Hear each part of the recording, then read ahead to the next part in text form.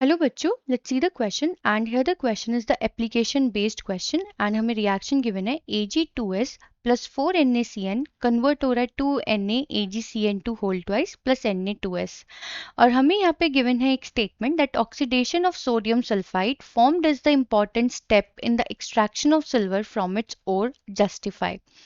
तो बच्चों हमें ये स्टेटमेंट को जस्टिफाई करना है यहाँ पे। तो बेसिकली बच्चों अगर हमें एक्सट्रैक्शन करना होता है सिल्वर का फ्रॉम द सिल्वर सल्फाइड, तो ये सबसे इंपॉर्टेंट रिएक्शन होती है कि हम इसकी रिएक्शन कराते हैं NaCN के साथ और ये हमें फॉर्म करके देता है argentino cyanide, sodium argento cyanide. And ये क्या है बच्चों हमारा, ये है हमारा सोडियम सल्फाइड। ठीक है, तो इस स्टेप में ऑक्सीडेशन ऑफ सोडियम सल्फाइड बहुत इंपॉर्टेंट है अगर हमें सिल्वर को एक्सट्रैक्ट करना है फ्रॉम सोडियम अर्जेंटिनो साइनाइड। ऐसा क्यों, हमें इस स्टेटमेंट को जस्टिफाई करना है कि हमारे को ऑक्सीडेशन करना सोडियम सल्फाइड का इतना इंपॉर्टेंट क्यों है यहाँ पे। तो चलिए बच्चों करते हैं इस क्वेश्चन को। And first of all let's see the key concept for this question. तो बच्चों की कॉन्सेप्ट में हम यहाँ पे पढ़ते हैं ली चैटलेस प्रिंसिपल। ये हमें बहुत हेल्प करेगा यहाँ पे समझने के लिए, ली चैटलेस प्रिंसिपल।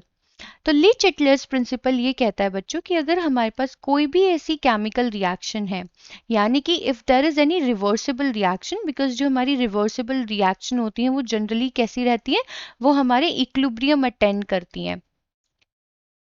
इक्विलिब्रियम पर है कोई भी अगर हमारी केमिकल रिएक्शन एंड वहां पे कोई भी चेंज अकर होता है, if there is any change occurs, तो equilibrium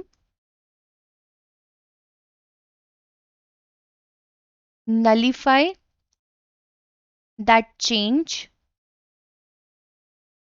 by shifting in opposite direction. तो ये उसे नलीफाई करने की कोशिश करता है by shifting in the opposite direction. तो बेसिकली बच्चों अगर हम यहाँ देखें इस क्वेश्चन में जो हमारी रिएक्शन है वो हमारी रिवर्सिबल रिएक्शन है, यानी कि ये इक्विलिब्रियम पर है।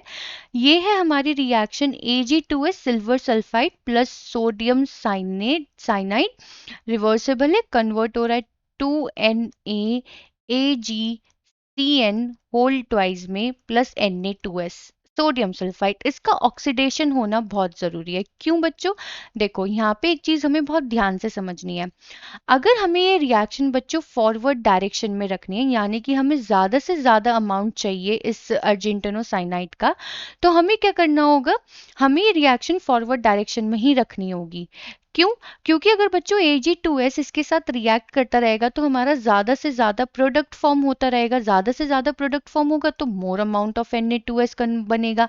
अगर हमारा मोर अमाउंट ऑफ Na2S बनेगा, more amount of Na2S form करेगा, तो एक पॉइंट ऐसा आएगा अकॉर्डिंग टू ले चैटलेस प्रिंसिपल की रिएक्शन जो है वो फॉरवर्ड डायरेक्शन में ना शिफ्ट होके कैसी चली जाएगी, बैकवर्ड डायरेक्शन में चली जाएगी, उस इक्विलिब्रियम को मेंटेन करने के लिए। अभी हमने पढ़ा ना कि चेंज जहां पे अकर होगा उसके अपोजिट डायरेक्शन में कॉन्सेंट्रेशन यहाँ बढ़ रही है तो रिएक्शन कैसे जाएगी, बैकवर्ड में।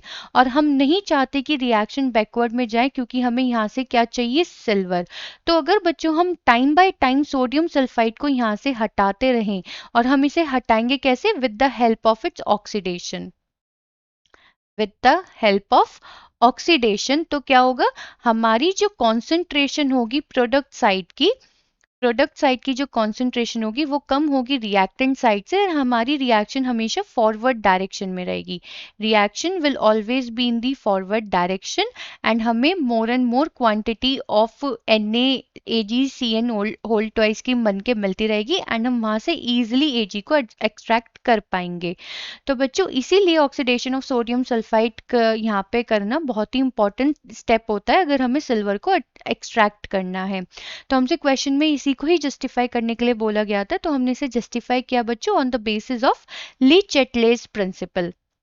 ले चैटलेस प्रिंसिपल की इक्विलिब्रियम अपोजिट डायरेक्शन में शिफ्ट होगा, तो अगर रिएक्टेंट से प्रोडक्ट बनता रहा तो इक्विलिब्रियम शिफ्ट करेगा बैकवर्ड में, जो कि हमें नहीं चाहिए। इसलिए हम क्या करते हैं, सोडियम सल्फाइड को ऑक्सीडाइज्ड करते रहते हैं रेगुलरली, जिससे हमारी रिएक्शन फॉरवर्ड डायरेक्शन में ही रहे।